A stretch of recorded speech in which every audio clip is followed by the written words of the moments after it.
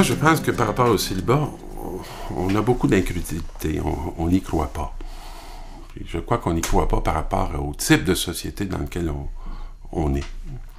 Il y a beaucoup de pression dans notre monde.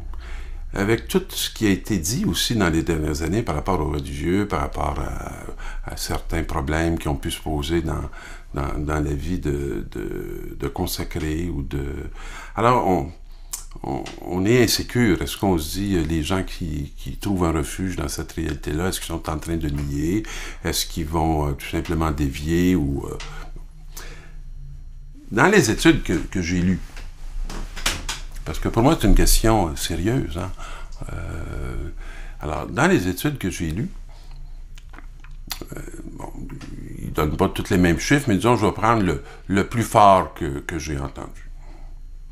Le problème de la pédophilie appartient à peu près à 4% des gens qui sont consacrés ou qui sont religieux. Ce qui veut dire qu'il y a 96% qui vient d'ailleurs. On n'entend pas parler. De ça, on n'en entend pas parler. Et je ne souhaite pas qu'on en entende parler à l'infini non plus. Mais il y a une réalité. Alors, il y a comme une certaine, je dirais, pensée scientifique dans les recherches, puis dans des constats qu'ils ont pu faire, qui sont capables d'avancer ces chiffres-là. Alors, est-ce que le célibat serait une belle manière de ne pas s'équilibrer comme être humain? Hein? Ça, c'est une question qu'on pourrait se poser. Est-ce que ça nous met sur un chemin de déviation? Moi, alors, je vais tout simplement partager une expérience qui est la mienne. Alors, j'étais jeune séminariste. J'étais en stage dans une paroisse à Montréal. Et j'étais au début de ma formation théologique. Alors, je ne peux pas vous dire à quel moment ça s'est passé, cette réalité-là, je vais vous partager, là, mais ça s'est passé dans ces années-là. Alors, sur une période d'1 an, sur une rue de la paroisse, il y a 3 dames dans la trentaine qui ont perdu leur mari et qui sont restées avec des enfants, mais sans époux. Et c'est sûr qu'un homme qui meurt avant 40 ans, c'est pas en soi quelque chose d'habituel et de régulier. Mais quand c'est à peu près 2 voisines, une à côté de l'autre, puis une d'en face, ça fait sur une même rue une grande densité d'une épreuve comme celle-là. Et moi qui faisais l'animation à l'école pour les enfants, alors j'étais très proche des enfants qui perdaient leur père. Et je me sentais intérieurement appelé à apporter une certaine présence à ces familles-là. Ce qui n'est pas facile dans une situation comme celle-là. Il y a peut-être d'autres hommes du village ou du quartier ou de la rue qui voudraient bien apporter aussi une présence ou un soutien. Mais leur femme va vivre ça comment? Je pense que la situation, ma réalité de célibataire, d'abord, ne menaçait aucune femme, je n'en avais pas.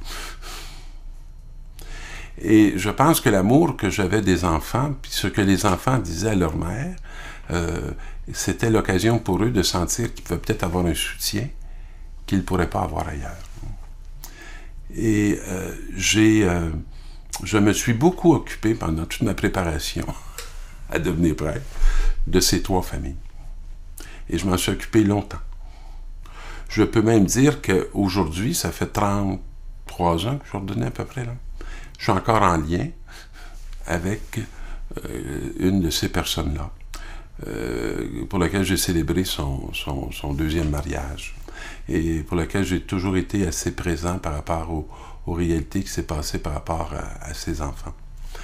Je pourrais même dire que toute cette réalité-là m'a préparé à pouvoir devenir prêtre de mon garçon handicapé. Et c'est ça que j'appelle la fécondité. C'est ça que j'appelle le sens. Est-ce que c'est parce que j'ai un rapport exclusif avec une personne que c'est une garantie de mon équilibre sur le plan sexuel. Pour moi, c'est pas là que ça se passe. Parce que ça se passe pas au dehors, ça se passe au dedans.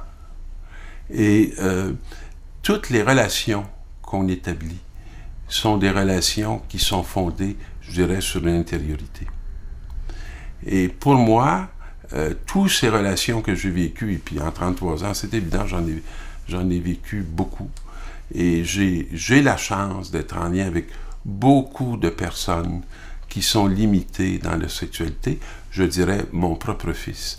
J'ai eu à accompagner mon fils dans cette découverte de sa sexualité, l'accompagner dans les pulsions qu'il peut vivre, l'accompagner à l'adolescence. Il va avoir maintenant 41 ans, là, avec toute la réalité qui est la sienne. Je sais très bien que sa plus grande peine, c'est de ne pas s'être marié. Dans la population handicapée que je fréquente et que j'accompagne, c'est loin d'être une question secondaire. Mais moi, il y a une chose que je sais, c'est que l'équilibre d'un être ne passe pas nécessairement par l'actualisation des forces génitales. Les forces génitales ou la réalité génitale, ça a un sens. Et ça a un sens qui n'est pas si distant que le sens que je peux donner à mon célibat. Et le fait d'avoir été célibataire et d'avoir accompagné beaucoup de gens qui étaient blessés, qui étaient trompés, qui étaient traumatisés dans leur réalité, et d'être capable, moi, de croire que les célibats, c'est pas absurde. Et que ce qui va faire que ces gens-là vont pouvoir trouver l'équilibre, c'est pas nécessairement en vivant une fuite dans une relation ou un rapport qui conduira ni à Dieu, ni à lui-même, ni aux autres.